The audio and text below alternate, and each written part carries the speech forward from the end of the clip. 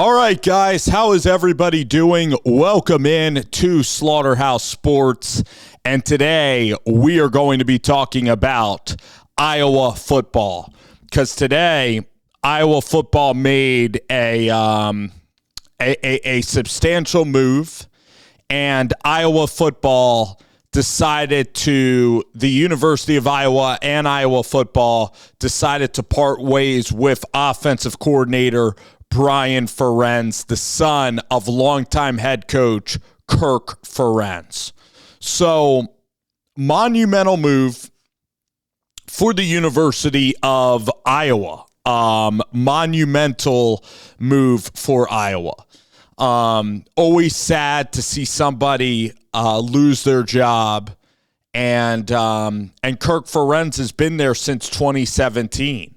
And he was even a part of, I believe, that elite level team, that had C.J. Beathard and was able to go all the way, have an undefeated regular season. So, the offense that he's had, it hasn't put up good statistical numbers. A lot of it is running the football. I know that they had Goodson. You also had guys like T.J. Hawkinson, Sam Laporta, George Kittle. Great tight end play. Noah Fant was there. So, T.J. Hawkinson, really good tight end play, decent wide receiver play as well. But really, Iowa's defense, like A.J. Epinesa, ended up going to the NFL. You also got the guy from the Packers this year that was drafted in the first round. So there's really good Chad Greenway. There's been really good Iowa linebackers. That's always a great position. And offensive line, of course, like Tristan Wirfs. And so Iowa football has been really good under Kirk Ferentz. Brian Ferentz wasn't getting it done. Now, listen, fans are going to be really nasty about this. I'm sure that people are posting that this is the greatest day ever, and they're out celebrating in the streets at a man losing his job, and a guy who cares deeply about the university, a guy who I believe played at Iowa, and a guy who's been there for the last 15 years with his dad. And, I don't have a son, but I can assure you that the difficulty today for Kirk Ferentz to have to fire and let go of his own son, especially with an athletic director that he's only known for 1 year, who's a brand new athletic director, is absolutely brutal for the Ferentz family. So it's a very sad day. In terms of the Ferentz family, it's a disappointing day for sure to see someone who loved Iowa have to get removed from their duties. It's always disappointing. For the fan base, they're hopeful that the future offense will look different. Luckily, there was no scandal involved that we know of at all with Brian Ferentz. So if somebody is going to get removed of their duties, it's 1,000,000% more tragic and 1,000,000% more confounding and disappointing and angry and angered filled when it's when it is a scandal, when it's like a Mel Tucker or Pat Fitzgerald sort of deal, John Gruden. The list can go on and on in terms of coaches that have been fired amidst a scandal. That just has the worst taste in your mouth. But for Iowa fans and for Brian Ferentz, his offenses have objectively been really poor, so he wasn't getting his job done on the field, and that you can wrap your head around as a reason for him no longer having the position of offensive coordinator. Now, Brian Ferentz is 40 years old, so he has a chance to, if I'm Brian Ferentz, I try to reinvent yourself, which means, because you got to get better. You just do. And Brian Ferentz, should learn about some of the West Coast aerial raid type of schemes. They've never had good quarterback play. They've always tried to be a run-the-ball pro-style offense, but they've never gotten creative with air raid tendencies or with motion at all. Like you look at Washington, you look at the University of Kansas, and those programs use air raid, they use tempos, and the creativity or the differences in offense, it wasn't being utilized at the University of Iowa. But this brings up a bigger point, is how long is Kirk Ferentz going to want to stay in this job? This job isn't even that good anymore, because the point is that now Oregon, which is freaking stacked, UCLA, which is stacked and has more resources than you, and USC are coming into this league. Washington happens to have a really good coach in Kalen DeBoer and Ryan Grubb that really have good offense and that I think have really good quarterbacks. Notice how I said quarterbacks. I think Austin Mack's going to be a really good quarterback. This Big Ten is not going to be fun at all. It's going to be horrible.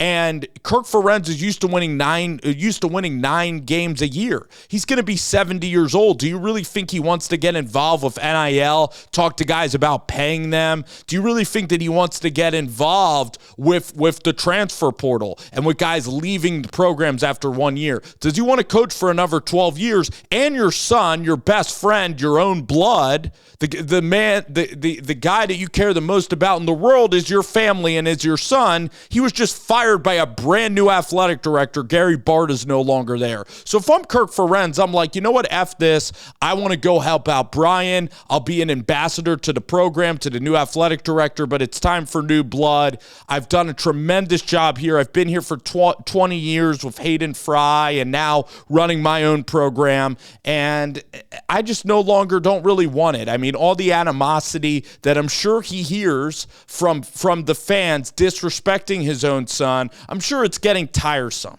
It really is getting tiresome, and he wants to play a specific brand of football. So for both parties involved, it makes sense for Kirk Ferentz to look to move on.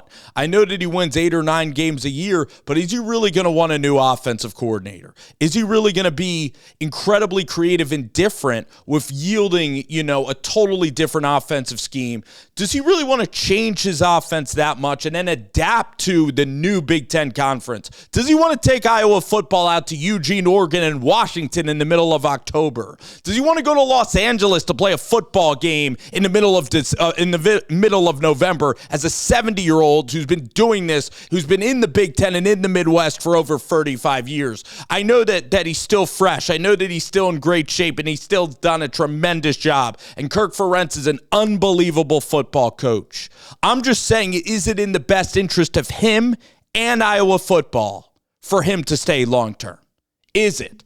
Because he's unbelievable and he's done a great job. Okay? Kirk Ferentz is a legend, forever a legend at Iowa football. No matter what you say about him, the product he's put on the field, on and off the field too, with all the players that graduate and everybody who's been endeared to that program and who's gone on to have a great life after football, he is a legend there at Iowa. And Brian Ferentz, too, has done a decent job. It was just getting old. It was just getting stale. But the program still wins 9 or 10 games. You could be Indiana football. You could be Nebraska football. You know what Nebraska was, in the past several years. You could be more like, Iowa State. Iowa's been better than Iowa State. So Iowa football is still really good. Iowa football's been better than Minnesota football for a long time. It's competed with Wisconsin. It could have been Illinois, and Illinois was really poor for a long, long time and are resorting back to very poor, mediocre play. You could be Michigan State. Iowa is still in the top 30 programs in college football, and actually Kirk Ferentz, with all the 3-star recruits and all the talent in state that they might not have the resources of Florida, of Texas, of Georgia, they've overachieved there. Okay, so it's not just easy to pluck an OC down and expect different results. All right, so if I'm Iowa, honestly, I'm looking at your offensive coordinator maybe being a head coach. Like, I'm looking at Lance Leipold, and if it's not Lance Leipold, I'm looking at the Kansas offensive coordinator here who I have the name of, okay? Because Kansas, you don't have the best players. You're not getting the best talent, but you turn a 3-star quarterback into a really good player. You're looking at maybe Oregon State's offensive coordinator, okay, who's really impressive. Ryan Grubb from Washington. Now, Ryan Grubb gets paid really well and likes being with Kalen DeBoer. All right, so that's going to be a challenge. That's going to be a big, big challenge, okay? Just looking at offensive coordinators, I do actually like I really like Willie Korn, the offensive coordinator of Liberty and Coastal Carolina. I think with Jamie Chadwell, he creates great motion. He incorporates option. You have mobile quarterback play. So I do think that the air raid, like the Ben Arbuckles of the world, the Zach Kitleys of the world, the Lincoln Riley, Garrett Riley, I don't think like put it this way, pairing Kirk Ferentz or pairing even Iowa, even without Ferentz where it's cold out, pairing that with like a very, let's throw the ball a ton with like a Graham Harrell or like a guy like a Ben Arbuckle or like an Eric Morris, really throwing the ball a ton at Iowa, or even what they're doing up there in Wisconsin. I don't think that offense is really looking that great at all. Okay, with Phil Longo, and you talk to A.J. Brown and DK Metcalf, they got drafted in the second round because Phil Longo didn't even run, comeback routes. He didn't even run, stop and goes. He didn't even run hitch and goes. It was only like 3 or 4 routes. So it was, that's why A.J. Brown and them went later on in that draft class. All right, so, and then Phil Longo leaves North Carolina and they roll. So, you got to create, listen, you might think Washington's air raid, but it's not. It's usually play action to set up motion. You need to incorporate motion and physical run play. And Willie Korn does that. The offensive coordinator of Kansas does that at a really good level. Believe it or not, West Virginia offense is actually good this year with Garrett Green. All right, so let's think about all the offenses in football. You have to be creative. Dan Lanning in Oregon could have hired anybody. They're like Will Stein out of Texas San Antonio. Okay, that's a good program. That's a good offensive coordinator. Let's hire him. And then guess what's happening? He's freaking rolling. Okay, so you could be as creative as you want. You could look at Alex Mortensen down at UAB, okay, as a really good offensive coordinator. Okay, you could get very creative, and guess what? You could pluck from anywhere, and you're Iowa, and you do have money here to spend on an offensive coordinator. So I would look at Kansas's offensive coordinator. If I'm the athletic director there, I'm flat out trying to hire probably a new coach that's going to run a new offense that's not 70, okay? That's just me being as blunt as possible. I'm probably hiring Lance Leipold because the offensive coordinator is eventually probably going to take over for Kirk Ferentz because, again, with NIL and recruiting, at 70, could he try to defy the odds and beat Nick Saban? Sure, but are the percentages with you? I get it. And listen, is it wrong to age discriminate? Probably. But it's just rare. It's rare. So what is going to end up happening? All right. Who do you like that has really good offense? Are you going to look at the D2 ranks? Are you going to look at the FCS ranks? Are you maybe going to try to get Gardner Webb's coach? Are you going to look at Will Healy or Scott Frost? All right. I don't know if Frost would do it. Dan Mullen wouldn't be an offensive coordinator. So who are you going to end up looking at really to be an offensive coordinator at the University of Iowa? Maybe South Dakota State's offensive coordinator, okay? But to tell you the truth, the list that I would look at, these are the guys that I would interview that would honestly take the job. I think Willie Korn, offensive coordinator of Liberty, guy who's developed a really good quarterback in Grayson McCall and Isaiah Likely. I think that Jamie Chadwell Tree is actually really underutilized. I think he is a very good offensive coordinator. I'm probably calling Ryan Grubb to see, but Ryan Grubb is most likely not going to take your job at all. So then I'm looking at Kansas. And I think that Kansas's offensive coordinator, I think you have more money that you can spend in football that'll actually get you Kansas's offensive coordinator. So that's who I would like, because you look at Kansas, they're on a second-string quarterback, and they're still beating teams in the Big 12 with their offense and with their motion.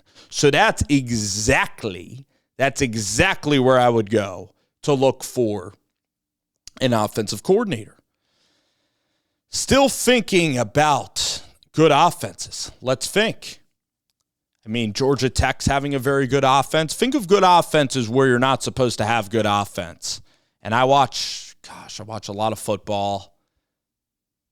I don't think you could completely go air raid, though, with Iowa. I just don't want to do that. So I'd rather go like a lot of motion, pre-snap motion, still like heavy run game with a mobile quarterback. Where you let your offensive line be physical, you have a mobile quarterback that can really run, so you can incorporate QB run game with more motion, and then you get more speed on the outside. You get more talent at skill positions and wide receiver, and you actually look to the transfer portal, and you battle and actually attack the transfer portal to get good offense. That's how you can do it. That's how you can do it quickly. You need to look at the transfer portal, okay? So I'm going to now find you the name of the Kansas offensive coordinator here, and it's Andy Kotelnicki.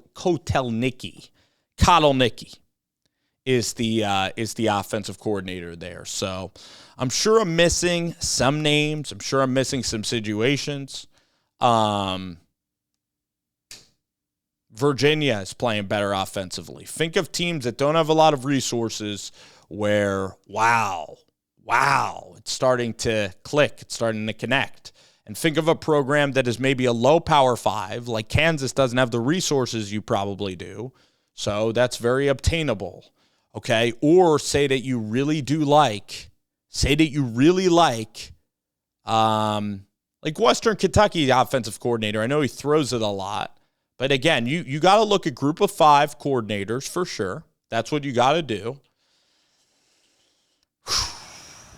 And then, if not, you look at Power 5 like quarterback coaches that are on great staffs, all right? So maybe you look at Oregon, you're not going to get Will Stein, the offensive coordinator, but if you think Drew Maringer is a really good coach, or you think that Junior Adams can be a really good offensive coordinator, then you look at those options. So it's up to Iowa to be really creative in this search.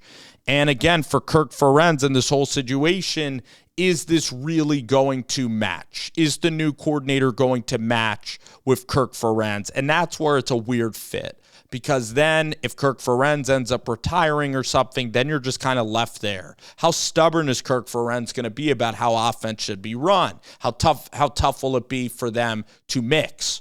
Okay, it's a little bit like Jimbo Fisher, and the good news at least is Kirk Ferentz is more defensive-oriented, but still, how much freedom is there going to be? I just think there's turbulence there. Players got suspended for gambling there.